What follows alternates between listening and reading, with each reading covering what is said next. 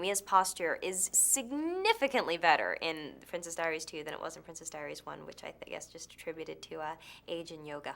So.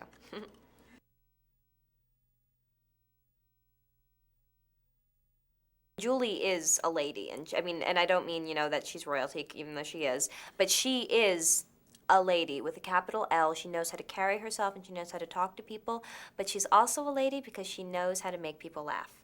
She knows how to be a great hostess, and when you're on a Julie Andrews set, she is the hostess, and she makes sure that she knows everyone and that everyone, she inquires about their children, and she's completely gracious, but witty and funny as anything, and has great ideas, and always contributes and makes scenes better as a result of it, and she's just fantastic.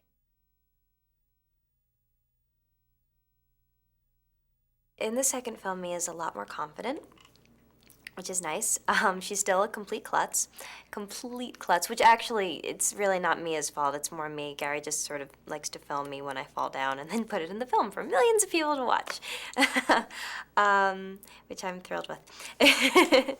But in the second film, she basically finds out that she has to compromise herself in order to achieve her long-term goal, which is to become a queen.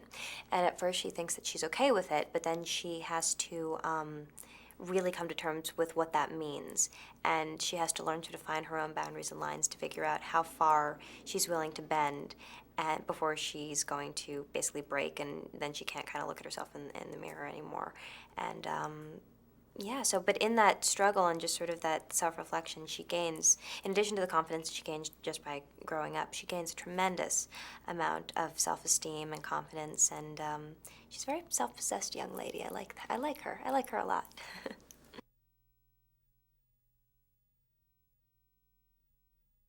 Garry Marshall is one of the greatest people on the planet. I love him. I just love him. I really, really do.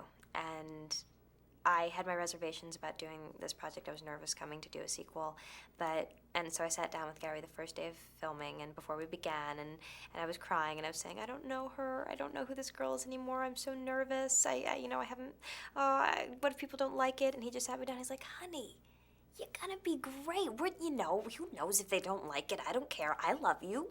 I think you're great, and we're just gonna have a great time. And then he started kissing my hands, and he was just like, but listen, anytime you feel unhappy or uncomfortable, you just come to me and we'll make it better.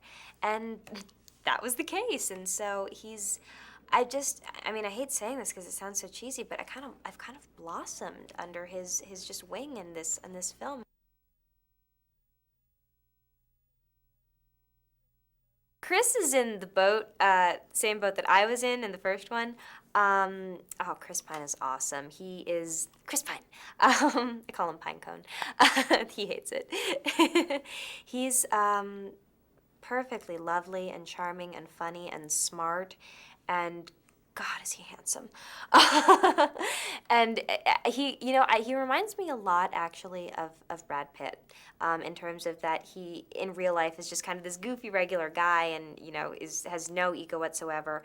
But then all of a sudden, when the role calls for it, he just turns around and is completely suave and debonair. And I just sit there just melting watching him on screen. The fact that Hector's 67 years old is the fact that he likes to point out because he knows how impressive he is. He's amazing. He's incredible. He's in great shape. He's so accomplished and intelligent and well-read and just such a great guy. Such a great guy.